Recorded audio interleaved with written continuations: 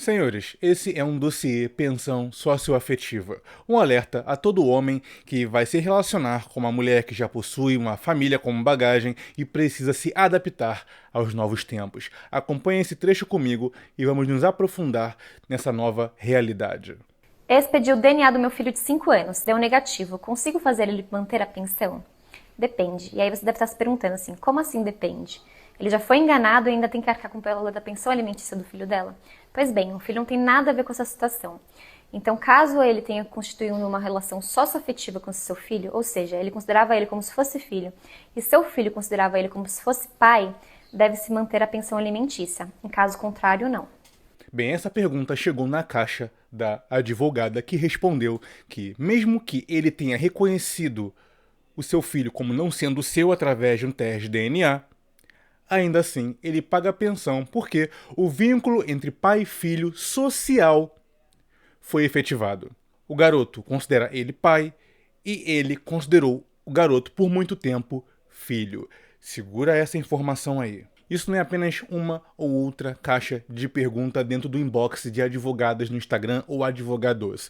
O Instituto Datafolha fez um levantamento e constatou que metade, 50% das mães do Brasil são mães solteiras. É uma nova realidade que o homem solteiro sem filhos acabará em algum momento da sua vida se esbarrando. Seja com uma possível pretendente, seja se já não está nessa situação e tem que aprender a lidar juridicamente com ela, já que ainda está conhecendo a mulher e não necessariamente adotou também o filho junto ainda com a ideia de ter um relacionamento com essa mulher. É uma nova realidade que os homens estão encarando. E nova realidade exige nova informação. Como um homem consegue evitar a sociopaternidade ou a paternidade socioafetiva enquanto está conhecendo uma mulher que tem filhos ou que conseguiu separar muito bem o sexo casual com ela dos filhos, mas ainda precisa se informar para que não caia em uma cilada de acabar sendo visto pela criança como pai. Infelizmente, esse é o tipo de conversa que poucos espaços têm, mas é necessária. Então, homem, segura sua atenção e vem comigo.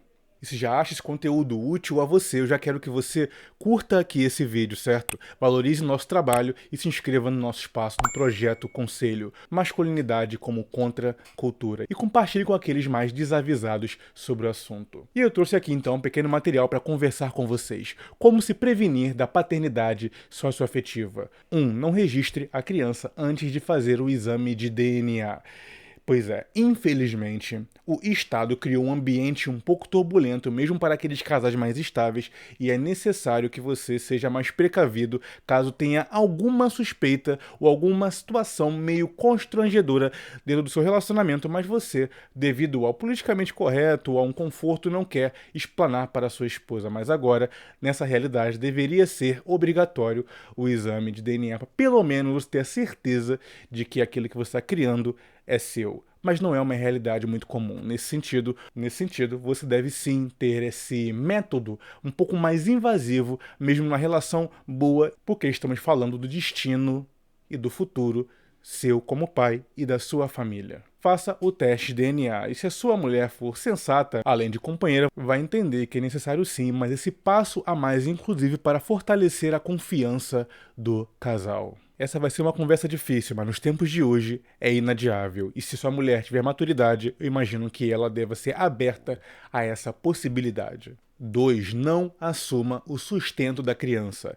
É normal que você, casualmente, dentro de uma relação com uma mãe solo, acabe bancando de tabela um ou outro mimo da criança. De repente sai junto com a mãe e ela tem que vir com o garoto junto e você acaba fazendo ali um ou outro agrado. É difícil evitar essa situação numa relação ali, mesmo que de ficante ou, enfim, né? Um namoro de curto ou de médio prazo, é difícil evitar essa situação, já que o filho faz parte, inevitavelmente, da vida da mãe. Mas se você quiser deixar bem claro que o seu vínculo com essa criança não é de paternidade, você tem que deixar a mãe entender que ela tem um pai e que não é você.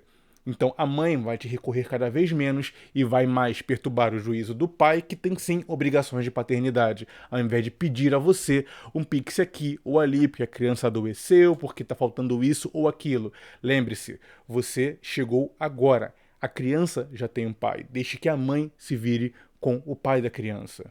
3. Não banque o salvador. Muitos de nós geralmente temos a ideia de que deveríamos salvar a mulher de si mesma, inclusive das péssimas escolhas que ela fez na vida dela. E isso pode ser verdade para alguns, mas quando se envolve família dentro, filho, né, enfim, acaba complicando ainda mais, porque você acaba resgatando não só ela, mas também a criança a qual ela é ainda interdependente ali. E você acabando com esse instinto de querer ajudar, acabar também vinculando a criança a você. Se você não quer esse vínculo, dê um passo para trás.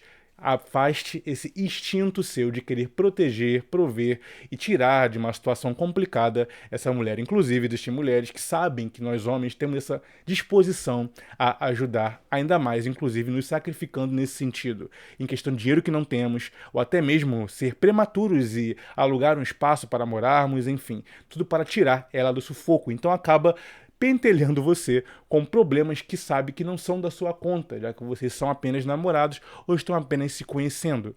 Mas nós não conseguimos muitas das vezes resistir e vem esse instinto de salve a donzela adormecido e acaba se manifestando na relação. E você já viu, quando você menos perceber, está numa casa alugada que mal consegue custear só para tirar a mulher do perrengue que ela estava, tendo você, a mulher, e a criança, praticamente uma família constituída, bastando apenas assinar o papel do casório. Separe muito bem quais são os seus problemas dos problemas dela. Ela é uma mulher adulta, já tem um filho, uma criança, um ex-marido e sabe muito bem aquilo que faz da vida. Quarto, não chame seu enteado de filho, muito menos o permita que ele te chame de pai. Infelizmente, quanto mais o convívio com o verdadeiro pai, o biológico, é degradado, mas essa criança vai se apegar a você.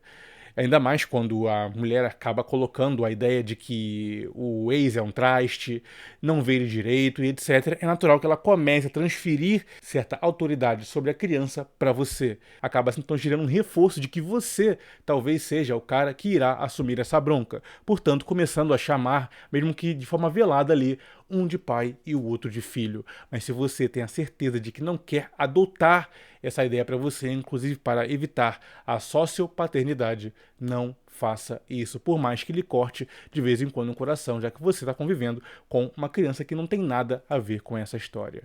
5. Incentive que o garoto recorra ao pai dele quando precisar de orientação. Não faça às vezes de pai quando for dar conselhos, orientações ou ajudar a auxiliar.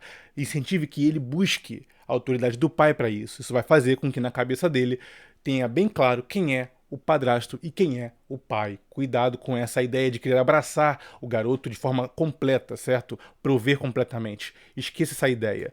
Você sabe que ele tem um pai. Faça com que o filho recorra a ele. 6. Mantenha relações amigáveis com o pai dos enteados. Geralmente, numa briga de casal, existe o lado da mulher, existe o lado do homem e existe a verdade. E você, como está se relacionando com a mãe do garoto, acaba só ouvindo o lado da mãe do garoto. Como ele não presta, como ele é um canalha, certo? Aquela coisa toda. Portanto, como você já está nesse nível, talvez, né, dentro de uma relação com essa mulher e quer evitar a sociopaternidade, já viu, né? Tenha uma relação amigável com o pai biológico do garoto. Conheça o outro lado da história, pelo menos para você tirar suas conclusões e tirar, inclusive, o complexo de vítima que você pode estar colocando sobre a sua atual namorada, ficante ou enfim. Tudo isso para que você tenha um parâmetro saudável de como vai lidar com o lado, inclusive, negativo da mulher que você está conhecendo atualmente, sabendo, inclusive, que não há vilões, apenas decisões, umas mais infelizes do que a outra. Bem, senhores, esse foi um pequeno manual daquele homem que está numa relação com uma mulher que já tem filhos ou está conhecendo, certo?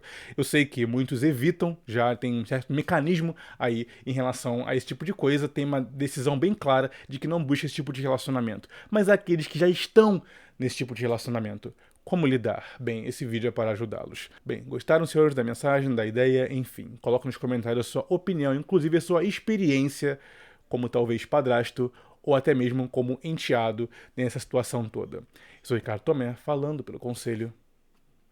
Até.